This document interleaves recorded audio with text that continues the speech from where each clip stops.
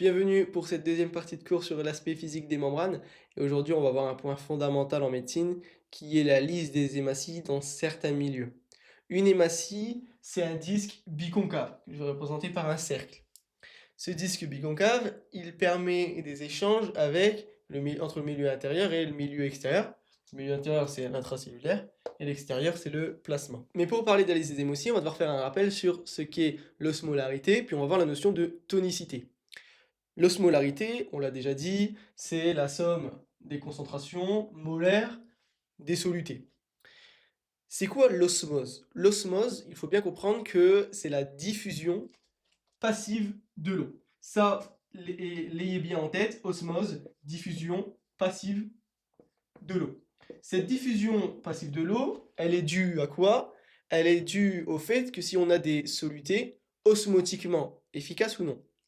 Un soluté osmotiquement efficace, c'est un soluté qui ne va pas migrer à travers la membrane. Je m'explique. Admettons que ici, j'ai 3 Na+. Ok, donc on a une concentration de Na+, on va schématiser, on va dire qu'on en a 3. Et de l'autre côté de la membrane, donc ici on va dire que c'est le compartiment A, compartiment B, donc intracellulaire, extracellulaire ou l'inverse, peu importe.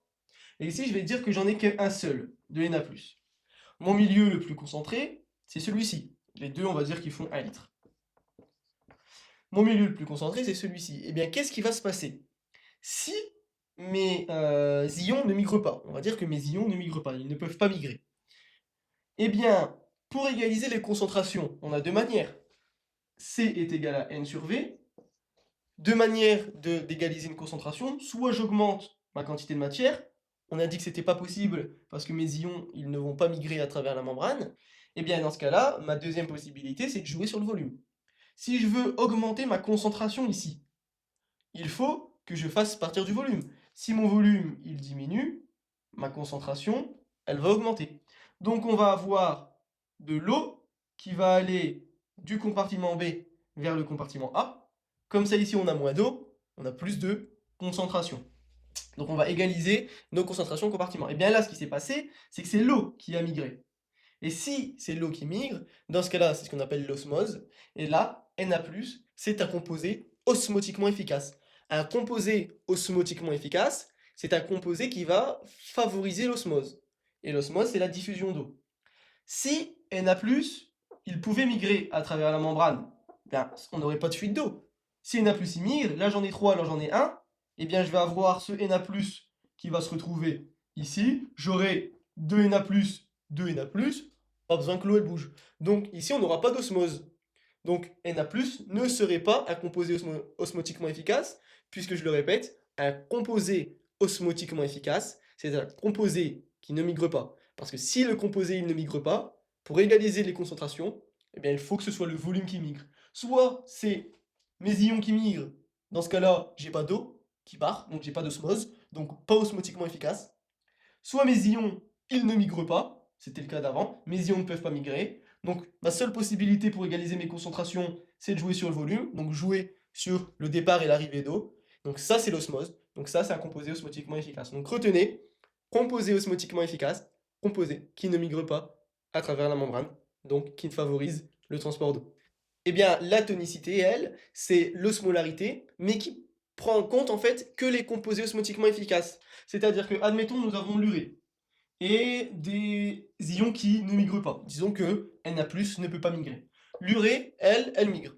Eh bien, l'urée n'est pas osmotiquement efficace, puisqu'on a dit, pour que l'on ait une osmose, il faut que nos ions ne migrent pas. Donc, Na+, osmotiquement efficace, urée, comme l'urée peut migrer, tout seul à travers la membrane librement, il n'est pas osmotiquement efficace.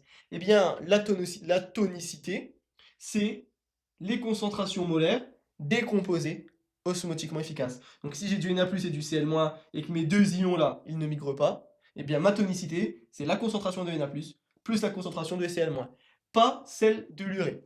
Alors que l'osmolarité, c'est les trois. Mais la tonicité, c'est que ça. Tonicité, et ça c'est l'osmolarité, qui est tout ça. Pourquoi? Parce que la tonicité, elle ne prend en compte que les composés osmotiquement efficaces.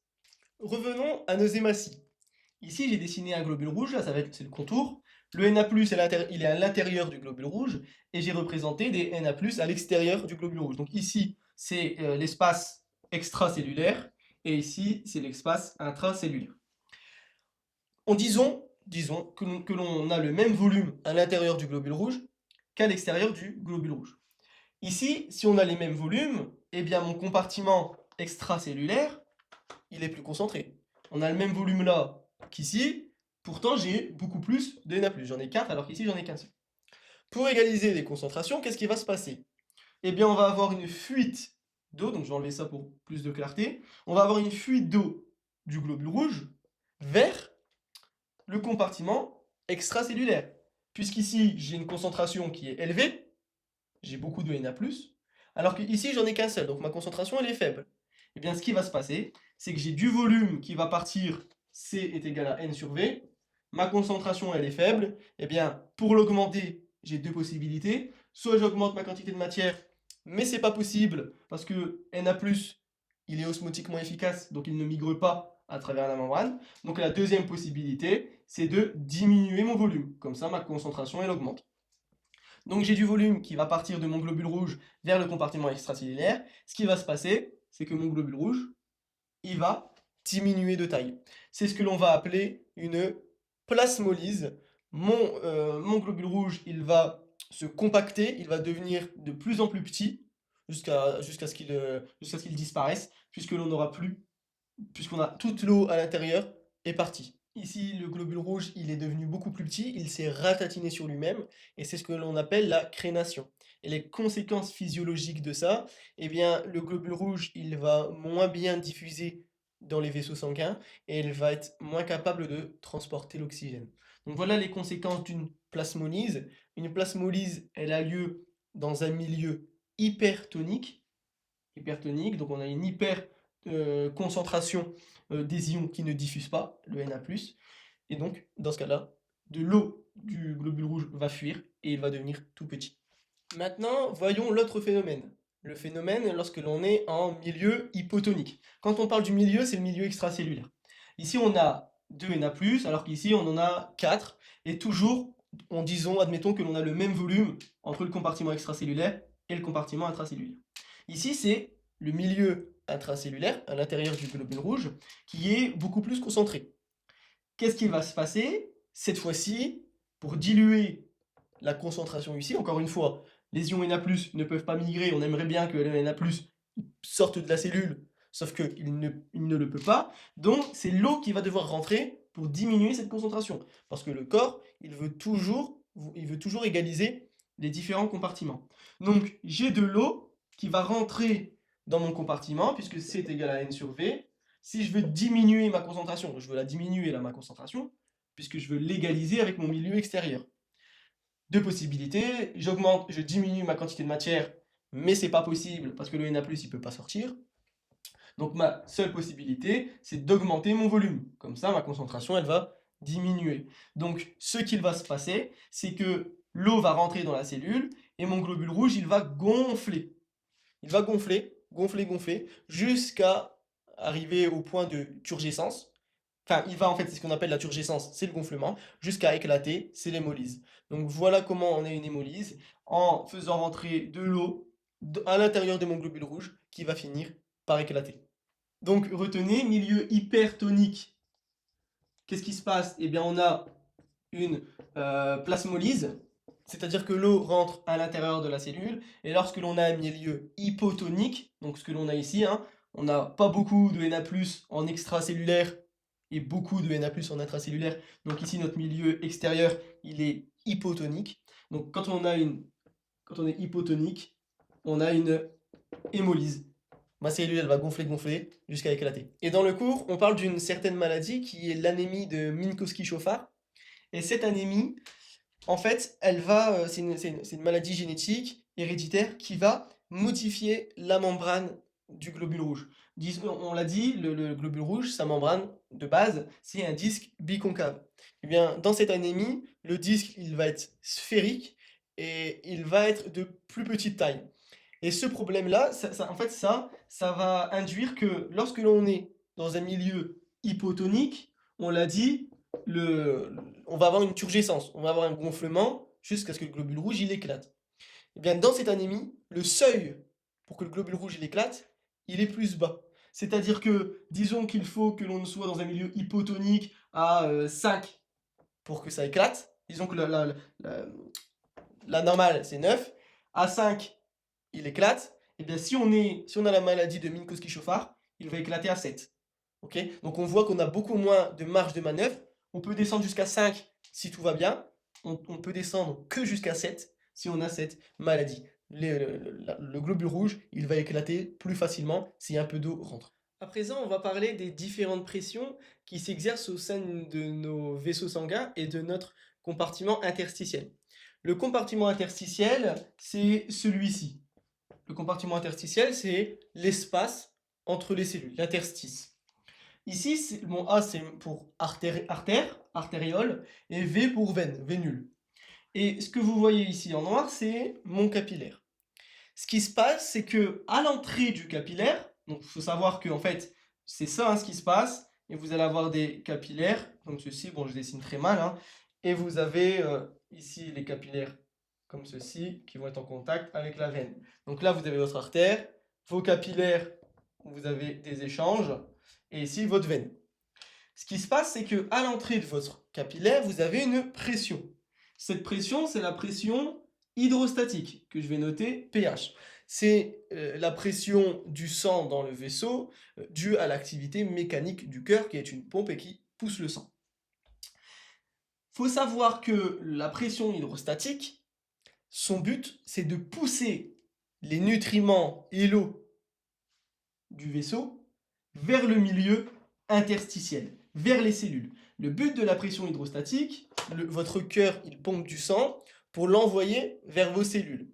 Donc, pH, en fait, on va dire que ça représente l'action du cœur et la pression du sang qui va pousser l'eau du capillaire. Il faut savoir que le sang, c'est majoritairement de l'eau. Donc, vous avez de l'eau et des nutriments, des petits ions, des petites molécules. Cette pression, elle pousse l'eau et les petits ions vers les cellules. Les cellules, elles vont consommer. Elles vont consommer les nutriments, etc. Et ensuite, elle va relâcher les déchets et l'eau en excès.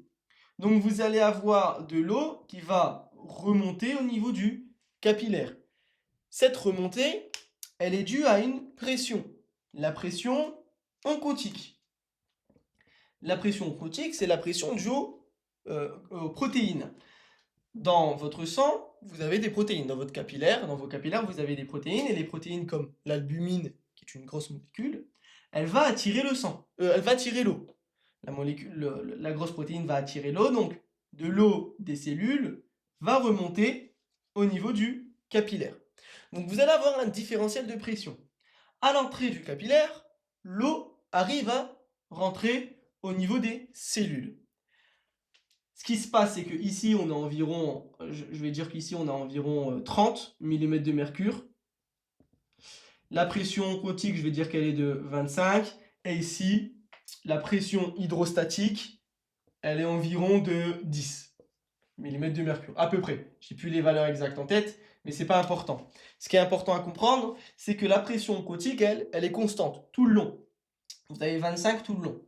Donc, en début, à l'entrée du capillaire, vous avez une pression hydrostatique supérieure à la pression oncotique. Cette pression-là qui est égale à 30, elle est supérieure à cette pression-là qui est égale à 25. Donc, c'est elle qui décide de ce qui se passe. Eh bien, l'eau va sortir. Elle va sortir du capillaire pour aller nourrir les cellules. Quand on se rapproche de la vénule,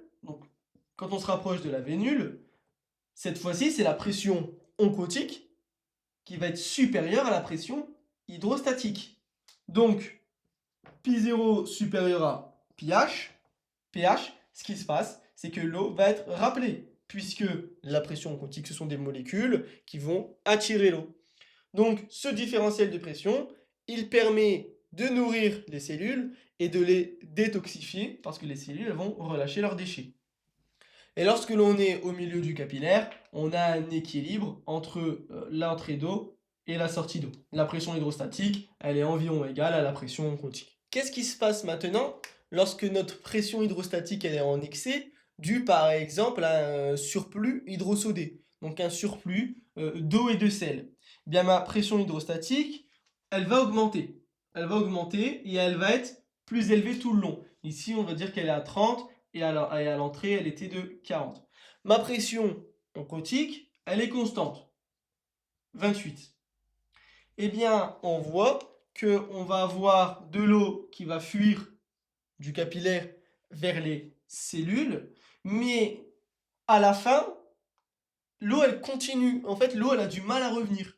L'eau, elle a du mal à revenir parce que la pression qui doit rappeler l'eau, elle est toujours moins élevée que la pression qui pousse l'eau. Donc, je dis peut-être 30, disons qu'on est à 28.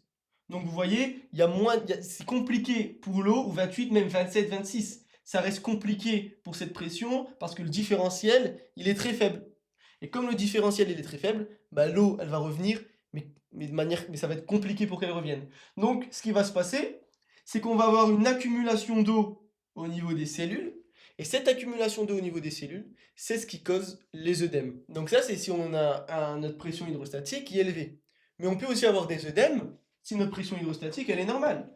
Disons que là nous avons notre pression à 30, ici à 10, on va dire que c'est les valeurs de base. Mais maintenant, si c'est ma pression oncotique qui diminue, si ici j'ai une pression de 12, eh bien qu'est-ce qui va se passer? On va avoir ma fuite d'eau vers mes cellules, à l'entrée ça ne bouge pas, mais mes cellules, mes molécules, là, mes protéines qui sont censées rappeler l'eau, elles vont les rappeler mais de manière très compliquée. Il n'y a plus beaucoup de molécules qui vont être en capacité d'attirer l'eau. Donc encore une fois, on va avoir une accumulation d'eau à l'intérieur de nos cellules et donc des œdèmes. Donc des œdèmes, ça peut être provoqué par une augmentation de ma pression hydrostatique, par exemple si j'ai beaucoup plus d'eau et de sel dans mon sang, ou encore si j'ai une protéinurie, c'est-à-dire que si j'ai un déficit en protéines, enfin ou si j'élimine des protéines par le rein, si mon rein filtre mal et élimine des protéines qu'il ne devrait pas, eh bien ma pression oncotique, elle va diminuer si j'ai moins de protéines, et donc elle ne va plus être en mesure de rappeler l'eau correctement. En contexte inflammatoire, vous pouvez avoir des molécules du capillaire, donc du plasma, qui vont entrer dans les cellules. Les molécules des protéines vont entrer dans la cellule. Eh bien ça en fait, ça va doublement causer des œdèmes. Pourquoi? Parce que j'ai ma pression hydrostatique qui envoie l'eau à l'intérieur, et en plus maintenant, ma pression oncotique qui devait rappeler l'eau, bah, elle est ici.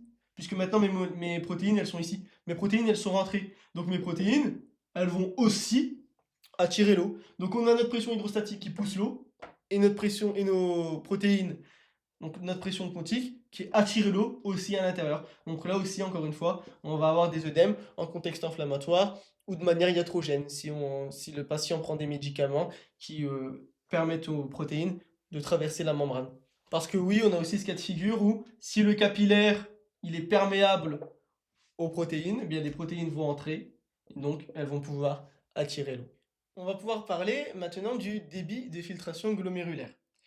On va représenter un rein schématiquement, donc je vais le faire comme ceci. J'ai mon artériole afférente. Il faut savoir qu'en fait un rein c'est constitué de néphrons, c'est l'unité fonctionnelle du rein, et un néphron c'est un glomérule que je vais dessiner comme ceci. Vous allez avoir à l'intérieur une capsule de Bowman qui va faire le lien entre le glomérule et le tube contourné distal, l'anse de Henle, le tubule contourné distal, donc là il y a des zigzags en fait, hein, et là vous allez avoir votre tube collecteur qui va ensuite envoyer la filtration vers les urines. Donc ce qui se passe, c'est que votre glomérule, il y a une pression, PCJ, pression du glomérule, qui va faire sortir le sang du capillaire vers le glomérule, le capillaire que l'on avait. Le glomérule, il va filtrer le sang et l'envoyer vers le tubule contourné proximal. Sauf qu'on a une pression qui s'oppose, c'est la pression du tubule. Parce que dans le tubule, si votre rein il est insuffisant, vous êtes en insuffisance rénale, votre tubule il galère, eh bien il va avoir beaucoup de boulot, il va filtrer le sang moins vite, Donc on va avoir une accumulation de sang, de plasma plutôt, à l'intérieur du tubule. Et cette accumulation de sang à l'intérieur du tubule, elle va provoquer une pression. Et cette pression, elle va s'opposer à celle à l'entrée du sang filtré du glomérule. En fait, il faut voir ça comme une porte d'entrée. Vous avez une porte d'entrée et c'est la pression du tubule qui décide si elle ouvre ou non. S'il y a beaucoup de boulot à l'intérieur du tubule, il dit bah non, t'attends un peu et ensuite tu vas rentrer. Mais c'est ce qui se passe. Et dès qu'il y a un peu moins de pression, dès que le tubule il a réussi à faire son taf, à éliminer ou réabsorber du sang, parce que le tubule, son rôle, c'est soit de sécréter, soit d'excréter, soit de réabsorber de l'eau ou des molécules qu'il ne fallait pas éliminer, eh bien, s'il a beaucoup de boulot, il va dire ah non, attends un peu avant de rentrer, donc je ferme la porte. Par contre, si oui, il y a de la place pour encore accueillir un peu de plasma, dans ce cas-là, il va ouvrir la porte. C'est ça la pression du tubule.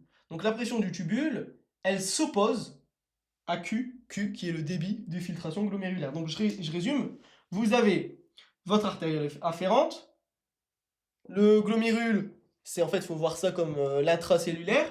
Donc vous allez avoir une pression hydrostatique du glomérule qui attire l'eau du capillaire, on l'a vu juste avant. Le glomérule, il va filtrer le sang, il va envoyer le sang vers le tubule, et le tubule, s'il y a de la place, eh bien, il va accueillir ce sang. S'il n'y a pas de place, on va avoir une pression tubulaire qui va s'opposer. Et ensuite, on va avoir une excrétion. Donc, et dans la formule, on voit que Pi0 s'oppose au débit de filtration glomérulaire, puisqu'il est en négatif. Eh bien, c'est parce que dans mon capillaire, lui, il veut pas, j'ai des protéines, et ces protéines, elles veulent pas que l'eau parte, que le sang parte.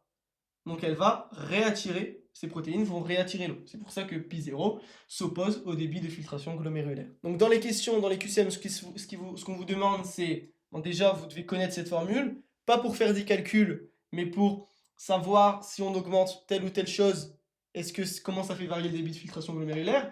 Si on vous dit que la personne, elle a un déficit en néphron, donc le néphron, c'est le glomérule plus le tubule, etc. Si on a moins de néphrons, eh bien, on a moins d'unités fonctionnelles qui vont filtrer le sang. Donc mon débit de filtration il va diminuer. LH, c'est la perméabilité hydraulique. C'est ce qui permet à l'eau de sortir du capillaire plus facilement. On a notre pression qui fait sortir l'eau. Et LH, c'est la perméabilité du capillaire qui facilite la chose. Et S, c'est la surface d'échange. PCG, c'est la pression du glomérule qui fait sortir l'eau du capillaire. PT, c'est la pression du tubule qui s'oppose à la sortie du sang du glomérule, c'est-à-dire qu'une fois que le glomérule il a fait son taf, mais il envoie le sang filtré vers le tubule. Le tubule, c'est une deuxième étape de filtration. Il regarde est-ce qu'il faut réabsorber des choses ou non. Et donc PT s'oppose et Pi0 s'oppose aussi, puisque Pi0, lui, il est dans les capillaires et il ne veut pas que l'eau parte. Donc il veut la ramener. Donc voilà, connaissez cette formule pour savoir si on diminue ou on augmente tel membre de l'équation, ce qu'il se passe. Les questions du prof, c'est typique. Est-ce que si j'augmente ma pression glomérulaire, ma filtration diminue? Non. Est-ce que si j'augmente ma pression tubulaire, ma filtration, elle diminue? Oui, etc., etc. Un petit point sur le transport facilité. Le transport facilité, c'est un mode de diffusion passive. Simplement, admettons que l'on n'a pas de transport facilité. Le glucose, je crois que sans transport facilité, c'est environ 8 heures pour être complètement transporté du point A au point B. Avec un transport facilité, je crois que c'est peut-être environ une demi-heure. Donc le transport facilité, il ne consomme pas d'énergie. Vous allez avoir des transporteurs qui ont pour rôle de amener une molécule d'un point A à un point B. Sauf que ce phénomène, c'est le transport facilité, il est saturable. C'est-à-dire qu'une fois que tous les transporteurs sont occupés, disons qu'on va avoir une molécule par transporteur et que l'on ait toutes ces molécules en stock. Eh bien, il faut attendre que les transporteurs partent et reviennent pour pouvoir reprendre une autre molécule. Donc une fois que le transport il est saturé, la vitesse elle est constante. On a une formule JV qui est le flux volumique, c'est la vitesse du transport. Vous pouvez noter, on va avoir une autre notation qui est JV max, la vitesse maximale. La vitesse maximale, c'est lorsque tous les transporteurs sont saturés, c'est-à-dire que une fois que là, si tous les transporteurs ils sont en action, ils vont prendre tac, tac, tac. À un moment donné, s'ils sont tous pleins, on ne peut pas aller plus vite que la lumière. C'est ce qu'il dirait. Donc on ferait JV égale JV max fois la concentration en soluté que l'on doit, fois le nombre de solutés que l'on doit transporter. Donc ici, ça serait toute cette quantité de matière, sur la constante de Michaelis plus la concentration en substrat que l'on doit transporter. Donc en haut c'est un fois, en bas c'est un plus. On va faire ça schématiquement, on va représenter notre courbe. On a en ordonnée, donc ici en abscisse, c'est notre concentration en substrat, et en ordonnée, c'est notre vitesse. Parce que cette formule, on peut la noter, V est égal à V max S sur Km plus S. Donc notre vitesse, notre concentration, on va avoir ça. Au début, ça va vite, et après, c'est constant. Quand c'est constant, c'est quand tous nos transporteurs sont saturés. Dans ce cas-là, ici, nous sommes à Vmax. Km, c'est une concentration. C'est la concentration telle que la vitesse est égale à la vitesse max sur 2. La vitesse max, c'est ici. Et bien Km, donc ici, on va dire qu'on a Vmax sur 2. Km, c'est cette concentration. C'est la concentration telle que la vitesse est égale à Vmax sur 2. C'est un peu comme la période qu'on avait vue, T1,5 est égal à N de 2 sur K. Bien là, c'est la concentration telle que la vitesse est égale à la vitesse sur 2, vitesse max sur 2. Si notre concentration de molécules à transporter, elle est très élevée, elle est beaucoup plus élevée que Km, dans ce cas-là, on peut transformer ça en ça. Parce que si ici, S, disons que S est égal à 1 et que Km c'est 10-4, 10-4 plus 1, ça fait 1 plus 0,004, ça fait 1 en fait. Donc on peut enlever le 10-4, dans ce cas-là on aura Jmax fois S sur S.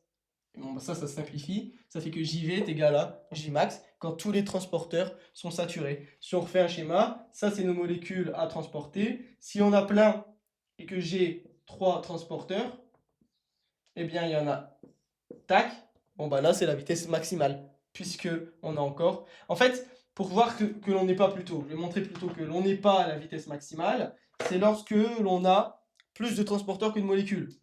Ça, les 3 transporteurs, quand ils sont pleins, on est à la vitesse max. Si j'ai que 2 molécules, ça fait ça, ça pourrait encore aller plus vite si lui était en route. Sauf qu'on n'a pas assez de concentration. Par contre, si on a plus de concentration que de transporteurs, là ça va à la vitesse max. Lui, tac, tac, tac, ils viennent, ils repartent, ça va super vite. Donc, voilà la formule. Et si jamais, donc je vais la renoter, Km plus S, si jamais cette fois-ci, on a S qui est égal à Km, c'est-à-dire que S, c'est possible que S ce soit la même concentration que Km. Km, je rappelle, c'est une concentration qui permet d'atteindre la vitesse max sur 2. Et bien, si S est égal à Km, donc Km est égal à S, dans ce cas-là, on va avoir Jmax fois S sur S plus S, 2S. Ça nous fait Jmax sur 2. Donc voilà pour ça. Essayez de le comprendre, c'est pas compliqué. En plus, si vous apprenez ça maintenant, ça vous facilitera pour le deuxième semestre, parce que vous verrez en biologie moléculaire, vous allez exactement revoir ça. Vous allez exactement revoir la même chose, la même constante. Donc apprenez ça, comme ça si ça tombe au concours, vous êtes tranquille, et ce sera déjà ça de fait pour le deuxième semestre. Voilà pour cette vidéo court. Retenez bien les notions de plasmolyse, d'hémolyse, de turgescence, comment ça fonctionne, le débit de filtration glomérulaire, essayez de bien comprendre comment ça fonctionne, la pression hydrostatique, etc. Ça vous fera moins de choses à apprendre. Et n'hésitez surtout pas à utiliser le forum si jamais vous avez des questions.